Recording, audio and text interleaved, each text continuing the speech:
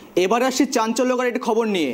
গ্রাম পঞ্চায়েতে কংগ্রেস থেকে জয়ী প্রার্থী তৃণমূল কংগ্রেসে যোগ দেওয়ায় ওই প্রার্থীর বাড়িতে গত রাত্রি থেকে চলছে বোমাবাজি, এমনই অভিযোগ।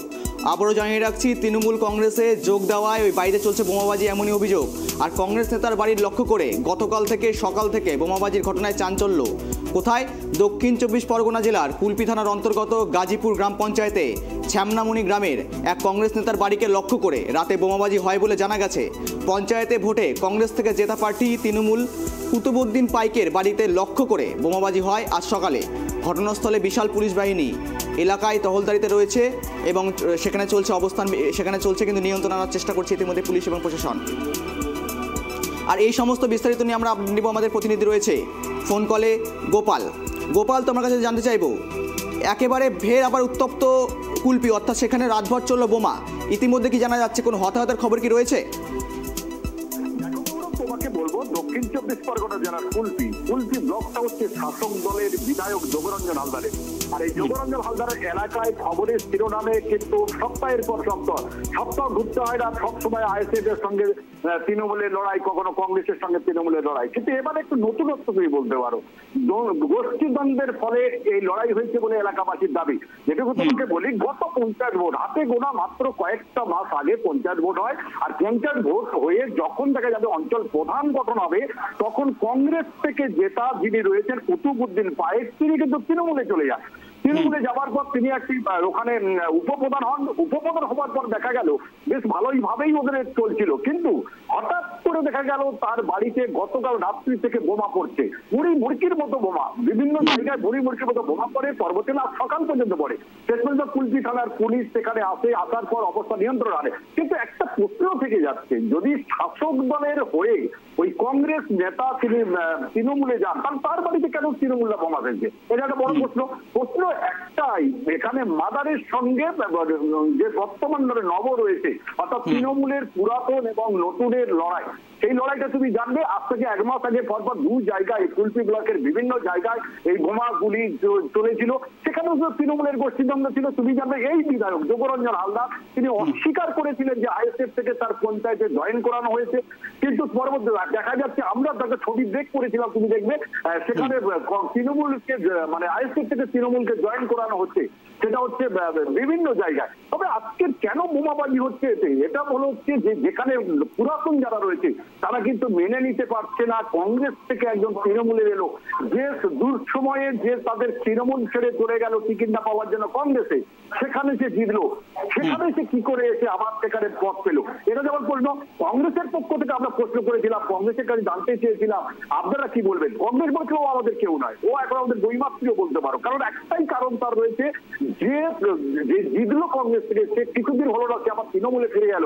তাহলে এটা নিয়ে কিন্তু কোনো কথা বলতে রাজি নয়। তবে বিরোধী বিজেপি আইএসএফ থেকে দাবি করা হয়েছে এটা তৃণমূলের গোষ্ঠীদ্বন্দ্ব কিনা ইতিমধ্যে কিন্তু প্রশাসন সেখানে তদন্ত শুরু করেছে। গোপাল, কুলপিতে এটা প্রথমবার নয়, অর্থাৎ একাধিকবার কুলপিতে বোমাবাজির ঘটনা ঘটেছে, কিন্তু স্থানীয় মানুষজনের নিরাপত্তা কোথায়? তাদের নিরাপত্তা কোথায়? পুলিশ প্রশাসন কার্যত কি ভূমিকা পালন করছে সেখানে? ওখানে যে প্রশাসন রয়েছে, বারে ওখানকার ওসি চেঞ্জ হয়েছে, কিন্তু সেই যে অবস্থায় বিগত দিনে ছিল এখনো বর্তমানে সেই অবস্থা রয়েছে। তোমাকে বলি, কুলপি ব্লকের বিভিন্ন জায়গায়, যেমন ছামনামণির কথা তুমি বলি, ছামনামণিও যে এলাকা, যে অধ্যুষিত এলাকা রয়েছে, ছামনামণি কিন্তু প্রতিদিন কোনো কিছু পারিবারিক বিবাদে গুলিগালা চলে, বোমা চলে। তুমি জেনে থাকবে মুরগি নিয়ে বিবাদে গত 4 মাস আগে দেখবে মুরগি নিয়ে বিবাদের জেরে ওখানে বোমা পড়েছিল। আর তারপরে তুমি জানবে, আমরা ব্রেক করেছিলাম আজ থেকে 17 দিন আগে, যেখানে একটা ছোট বাচ্চাকে নিয়ে ঘটনা ঘটেছিল। ছোট বাচ্চা কেন তার বাড়িতে যাবে, এই নিয়ে সেখানেও বোমাবাজি হয়েছিল। আর সেখানকার কথা না বলাই ভালো, কারণ ব্যাপারটা হচ্ছে এখন রাজ্যের সর্বত্র যেখানে লোকসভা নির্বাচন পর এগিয়ে আসছে, সেখানে সর্বত্র মহামুরগির মতো, বিশেষ করে দক্ষিণ 24 পরগনা জেলায় মানে মুড়ির মতো জায়গায় বোমা পাওয়া যাচ্ছে, গুলি চলছে। তবে প্রশাসনের ভূমিকা কি সেখানে কোনো কিছু বোঝাই যাচ্ছে না। প্রশাসন কি আদৌ কি তাদের ধরবে এটা নিয়ে, বা প্রশাসনের কাছে বোমা থাকছে বাড়িতে, তারা বুঝতে পারছে না, প্রশাসনের কাছে খবর নেই, কি করে সম্ভব হচ্ছে? তবে প্রশাসনের সঙ্গে কথা বলে জানা গেছে তারা চেষ্টা করছে কিভাবে এই বোমাগুলো উদ্ধার করা যায়। তবে ইতিমধ্যে বিভিন্ন এসডিও থেকে আরম্ভ করে সবাই এসেছেন। তবে পুলিশের ভূমিকায় খুশি এলাকার মানুষ, তারা চাইছে প্রশাসন তাদের কাছে থাক, তারা পুলিশের ভূমিকা নিয়ে তারা সন্তুষ্ট রয়েছে এলাকার মানুষ, এবং প্রশাসন তাদের কাছে রয়েছে বলে তারা জানিয়েছে। গৌরব। গোপাল, অর্থাৎ দেখা যাচ্ছে যে চিনের চালের উপরে যে বোমা পড়েছে মুড়কির মতন, সেই বোমা পড়ে কিন্তু চিনের চাল কিন্তু অর্থাৎ ফেটে গিয়েছে। এই যে পরিস্থিতি তৈরি হয়েছে, কোনো কি হতাহতের খবর পাওয়া গিয়েছে? না, কোনো হতাহতের খবর নাই। তোমাকে বলি, বোমা যখন চালের উপরে পড়ে বাইরে প্রথমে মারে, ওরা যারা রয়েছে বাইরে মারার পরে কিন্তু এলাকার বাড়ির লোকজন সতর্ক হয়ে যায়। ওরা ছাদওয়ালা বাড়িতে, পাশের বাড়িতে চলে যায়। তারপরে অ্যাডভেস্টারের বাড়িটা ফুটো হয়ে নিচে বম পড়ে। কিন্তু অ্যাডভেস্টার যেহেতু রয়েছে সেহেতু আগুন ধরার কোনো ভয় ছিল না, সেহেতু তারা পড়েনি। কিন্তু একটা জিনিস তোমাকে বলি, এই যে বোমাবাজি কারা কাদের উপর করছে, এই যার সঙ্গে গণ্য করছে তারা হচ্ছে ওদের জ্ঞাতি বলে জানা গিয়েছে।